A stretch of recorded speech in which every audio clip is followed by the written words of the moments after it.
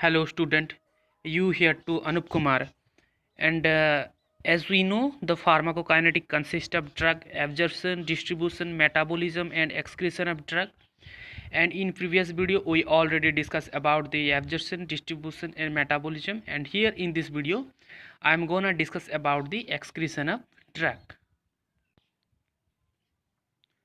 Excretion एक process है जिसमें ड्रग हो या मेटाबोलाइट्स हो बॉडी से बाहर निकलना होता है और ये प्रोसेस इरिवर्सिबल है। इसका मतलब एक बार अगर ड्रग एक्सक्रीट हो गया तो उसे हम दोबारा रिकवरी नहीं कर सकते, इसीलिए यहाँ पे बोला गया है इरिवर्सिबल प्रोसेस। एंड एक्सक्रीशन होना बहुत ही ज़रूरी है हमारे लिए, क्योंकि ड्रग का एक्शन ख़त्म करने के लिए ड्रग का रिमूवल होना बॉडी से बहुत ही ज़रूरी है। और ज़्यादातर ड्रग किडनी से ही एक्सक्रीट होता है, means through the urine. Water solubles and non volatiles and small size molecules easily body से रिमूव हो जाता है। एंड जो ड्रग नॉन पोलर स्टेट में रहता है, पोलर, और यहाँ पे non polar term means simply charge properties, but यहाँ पे सिंपली पोलर आप कंसिडर कर सकते हो वाटर सल्युबिलिटी प्रॉपर्टीज़ इजीली समझने के लिए, क्योंकि ज़्यादातर पोलर सब्सटेंस जो है वो वाटर में सल्युबल रहता है। तो पहले ड्रग जो है वो नॉन पोलर स्टेट में रहता है एंड फेज 1 रिएक्शन में उसे पोलर फॉर्म में कन्वर्ट कर देता है, जो कि वाटर सल्युबिलिटी प्रॉपर्टीज़ को बढ़ा देता है। एंड उसके बाद फेज 2 रिएक्शन में कंजुगेट प्रोडक्ट फॉर्म करता है। Conjugate means a mixture product. किस किस के बीच ये कॉन्जुगेट प्रोडक्ट फॉर्म होता है, बोलो एक बार सोच के बताओ। मैं पहले भी जो मेटाबॉलिज्म का वीडियो था उसमें बता चुका हूँ कॉन्जुगेट होता क्या है।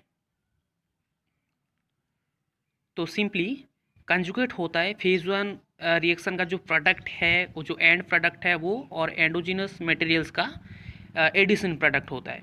और एंडोजिनस प्रोडक्ट मीन जो हमारे बॉडी के अंदर ऑलरेडी पाया जाता है, जैसे कि प्रोटीन हो गया, कार्बोहाइड्रेट हो गया। एंड ये क्या करता है, more water soluble product form करता है, जो कि इजीली बॉडी से रिमूव हो जाता है। As you know, the more the water solubility, more the excretion of the drug, and the phase and these excretion phase and these excretion and metabolism दोनों को मिला के हम उसे एलिमिनेशन बोलते हैं। तो simply elimination means the metabolism process plus excretion process. Kidney, bile, longs, saliva, milk and sweat में ड्रग्स एक्सक्रीट होता है, लेकिन ज़्यादातर ड्रग जो है वो किडनी के थ्रू एक्सक्रीट होता है, मीन्स थ्रू दी यूरिन। और एक्सक्रीशन को हम दो टाइप्स में डिवाइड करते हैं। एक हो गया रीनल एक्सक्रीशन मीन्स जो किडनी के थ्रू एक्सक्रीट होगा, और एक है non renal excretion. Non renal excretion means other than kidneys. So first we discuss about the renal excretion. And renal excretion में किडनी जो है वो प्राइमरी ऑर्गन होता है, एंड इसमें ज़्यादातर water soluble and non volatile drug जो है वो एक्सक्रीट होता है। जैसे कि हम जानते हैं यूरिन फॉर्मेशन होता है 3 प्रोसेस में। पहला जो है वो ग्लोमेरुलर फिल्ट्रेशन रहता है, दूसरा जो है उसके बाद ट्यूबुलर रीएब्जॉर्प्शन होता है, एंड लास्ट स्टेप जो है वो है ट्यूबुलर सीक्रेशन होता है, जो कि फाइनल एक्सक्रीटोरी प्रोडक्ट एक्सक्रीट करता है। वैसे ही यूरिन के साथ साथ ड्रग भी 3 प्रोसेस में फिल्टर होगा और एक्सक्रीट होगा। कुछ फैक्टर रहता है जो कि रीनल एक्सक्रीशन को अफेक्ट करता है। एंड पहला जो फैक्टर है वो है pH of the urine. Urine का पीएच जो है वो 4.5 से 7.5 तक वेरी करता है। एंड यूरिन का पीएच हमारे खान पान के ऊपर भी डिपेंड करता है। जैसे कि मांसाहारी खाना जो है वो यूरिन को ज़्यादा एसिडिक बना देता है, एंड जो शाकाहारी खाना है वो यूरिन की पीएच जो है वो बढ़ा देता है, मीन्स बेसिक कर देता है। जैसे कि पहले भी मैं बोल चुका हूँ कि ड्रग ज़्यादातर वीकली एसिडिक ड्रग हो या वीकली बेसिक ड्रग, ये दो फॉर्म में ही रहता है। एक हो गया वीकली एसिडिक एंड दूसरा जो है वीकली बेसिक। एंड जो ड्रग वीकली एसिडिक रहता है वो अगर यूरिन एसिडिक रहता है तो वीकली एसिडिक ड्रग एब्जर्व हो जाएगा, एंड एब्जर्व हो जाएगा तो ज़्यादा एब्जर्व हो जाएगा तो मीन्स उसका जो ड्रग का जो एक्सक्रीशन प्रॉपर्टीज़ है वो लेस हो जाएगा, कम हो जाएगा। तो वैसे ही अगर यूरिन अल्कलाइन रहेगा तो वीक वेस्ट ड्रग जो है वो इजीली रीएब्जॉर्ब हो जाएगा। तो यूरिन पीएच हम एडजस्ट कर सकते हैं, और यूरिन पीएच एडजस्ट करके हम कुछ ड्रग का जो एक्सक्रीशन प्रॉपर्टीज़ है उसे हम बढ़ा सकते हैं, जैसे कि फेनोबार्बिटन। ये एक वीकली एसिडिक ड्रग है एंड उसका ओवरडोज हम कम कर सकते हैं, यूरिन का पीएच बढ़ा सकते हैं। और पीएच कैसे बढ़ाएंगे, जैसे कि हम और एक ड्रग सोडियम बाइकार्बोनेट है उसे हम लेके जो बार्बिटूरेट का जो और फेनोबार्बिटन का जो टॉक्सिक इफेक्ट है वो हम कम कर सकते हैं। वैसे ही और एक ड्रग है एसिटाजोलामाइड और एंटासिड, वो प्रोड्यूस करता है अल्कालाइन यूरिन एंड उसमें हम ascorbic acid as a pH balancer हम यूज कर सकते हैं। एंड नेक्स्ट फैक्टर जो है वो physical and chemical properties of drug है। एंड ड्रग मॉलिक्यूल का साइज अगर 300 डाल्टन से कम रहेगा तो वो इजीली यूरिन के थ्रू वो एक्सक्रीट हो जाएगा। एंड अगर ड्रग का मॉलिक्यूल साइज 300 से 500 डाल्टन के बीच रहेगा तो वो यूरिन एंड बाइल दोनों में इजीली एक्सक्रीट हो पाएगा। मतलब 300 से नीचे रहेगा तो वो इजीली यूरिन के थ्रू एक्सक्रीट होगा, और 300 से 500 के बीच रहेगा तो वो urine as well as bile में दोनों में एक्सक्रीट हो पाएगा। And next property is lipid solubility. As we know, the less lipid solubility of the drug increase more water excretion properties of the drug. और जो less lipid solubility nature of the drug, more the excretion properties of the drug. And next factor is binding characteristic of drug. जो drug plasma protein के साथ bind होता है वो एक complex molecule create करता है और मॉलिक्यूल का साइज बढ़ा देता है, एंड इसकी वजह से ग्लोमेरुलस में वो फिल्टर नहीं हो पाता। और जो ऑन बाउंड और फ्री ड्रग है वो ग्लोमेरुलस में फिल्टर हो पाता है। एंड प्रोटीन ब्राउन ड्रग जो है वो प्रोलॉन्ग एक्शन दिखाता है, क्योंकि वो बॉडी से धीरे धीरे बॉडी से वो एक्सक्रीट होगा। And next factor is biological factor. And biological factor भी अफेक्ट करता है रीनल एक्सक्रीशन को, जैसे कि 10% ऑफ ड्रग कम एक्सक्रीट होता है as compare to males. In case of females means females excrete 10% less drug as compared to males, and 30 to 40% less drug is excrete in case of children and newborns as compared to adult. And due to organ dysfunctions happens in the elder or old age people, the drug excretion is slower from the body as compared to adults, and it show prolonged action or prolonged half lives. And the next factor is blood flow to the kidneys. And here the kidney में जितना ज़्यादा blood flow रहेगा उतना ज़्यादा drug जो है वो kidney through excrete होगा। And next factor is disease state. जैसे कि मैं पहले भी बोल चुका हूँ कि ज़्यादातर ड्रग जो है वो किडनी से एक्सक्रीट होता है, लेकिन कब होगा, जब किडनी हेल्दी रहेगा। तो किडनी फंक्शन जब डैमेज हो जाता है कुछ बीमारियां के कारण, जैसे कि ज़्यादा ब्लड प्रेशर होने की वजह से, डायबिटीज़ होने की वजह से, लो ब्लड सप्लाई किडनी में होने की वजह से, और हैवी मेटल्स पॉइजनिंग होने की वजह से जो किडनी का जो फंक्शन है वो इम्बैलेंस होता है और कम हो जाता है।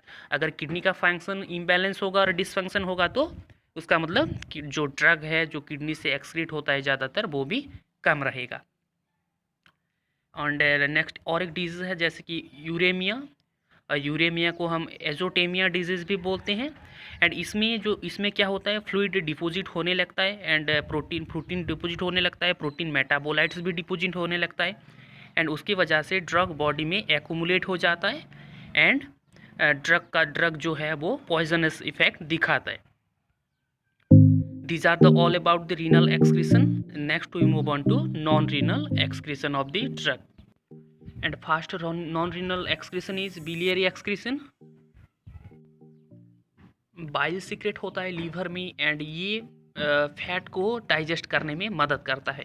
एंड ड्रग जैसे कि क्लोरामफेनिकल हो गया, मॉर्फिन हो गया, इंडोमिथासिन हो गया, ये बाइल के थ्रू एक्सक्रीट होता है एंड उसमें से कुछ ड्रग जो है वो फिर से एब्जर्व होकर लीवर में पहुंच जाता है for the resecretion via bile into the intestine. यहाँ पे कंफ्यूज मत होना कि अगर बाइल में ड्रग सीक्रेट हो रहा है तो बॉडी से बाहर कैसे जाएगा। ये इंटेस्टाइन में जाता है थ्रू दी ये जो बाइल सिक्रेशन है वो इंटेस्टाइन में पहुंचता है, क्योंकि the biles is related to the digestive organ. And next factor is pulmonary excretion. Gaseous volatile substance जैसे कि जनरल एनास्थीसिया लंग्स में रीअब्जॉर्ब होता है, and pulmonary blood flow, rate of respiration and solubility of substance affect the pulmonary excretion property. Intact gaseous drug means the unchange drug easily excrete होता है, ना कि metabolites. And alcohol जो है वो ब्लड में एंड टिश्यू में highly soluble हो जाता है, एंड इसकी वजह से वो स्लोली एक्सक्रीट होता है through the lungs mean through the respiration means through the inhalation and exhalation property. And next is salivary secretion और सलाइवरी सिक्रेशन। ड्रग लेने के कुछ घंटे के बाद मुंह में कड़वा सा लगता है, और ये कुछ ड्रग में होता है, एंड इसका मतलब ड्रग जो है वो सलाइवा में एक्सक्रीट हुआ है। कड़वा फील हुआ तो ड्रग जो है वो सलाइवा में एक्सक्रीट हुआ है। ड्रग जैसे कि कैफीन, फेनाइटोइन, थियोफाइलिन सलाइवा में एक्सक्रीट होता है। And this is about the salivary excretion of drug. And next we move on to mammary excretion. Simply it means the drug excretion in breast milk of women. जो drug ज़्यादातर and in mammary secretion जो drug ज़्यादा plasma protein के साथ bound करता है वो milk में लेस सीक्रेट होता है। जैसे कि मिल्क में प्रोटीन रहता है, एंड इसकी वजह से कुछ एक्सक्रीट ड्रग जो है वो उस प्रोटीन के साथ बाउंड होकर एक्यूमुलेट हो जाता है। एंड मिल्क में ड्रग बहुत कम ही एक्सक्रीट होता है, अबाउट 1% से भी कम, एंड इसकी वजह से इन्फेंट को भी ज़्यादा इफेक्ट नहीं करता। कुछ गिने चुने ड्रग ही हैं जैसे कि वो टॉक्सिक इफेक्ट दिखाते हैं, जैसे कि बारबिचुरेट, मॉर्फिन।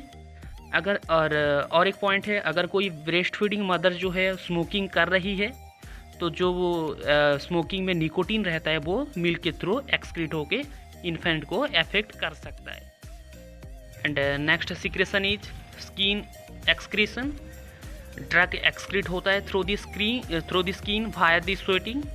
ज़्यादा अमाउंट ऑफ ड्रग जो है अगर स्किन के थ्रू एक्सक्रीट होगा तो वो स्किन इन्फेक्शन की चांसेस जो है वो बढ़ा देता है, जैसे कि डर्माटाइटिस एंड उर्टिकारिया। उर्टिकारिया मीन्स ये एक सीवियर स्किन इन्फ्लामेशन है जिसमें red patches all over the body हो जाता है। और ड्रग जैसे कि बेंजोइक एसिड हो गया, सैलिसाइलिक एसिड हो गया, अल्कोहल हो गया, हेवी मेटल्स हो गया, वो ये स्वेट के थ्रू एक्सक्रीट होता है। And next excretion is GIT excretion. And ये ज़्यादातर पेरेंटल ड्रग जो है वो GIT में एक्सक्रीट होता है, जैसे कि निकोटीन हो गया, क्विनाइन हो गया, ये स्टोमक में एक्सक्रीट होता है। एंड ज़्यादातर जो ड्रग GIT में एक्सक्रीट होता है वो फिर से रीएब्जॉर्ब होता है for the systemic circulation. And कुछ मात्रा में ये जो ड्रग है वो GIT में जो एक्सक्रीट होता है वो कुछ मात्रा में स्टूल में भी एक्सक्रीट होता है। This is all about the excretion properties of drug. If you have any kind of doubt, frequently ask to me. Have a good day. Thank you.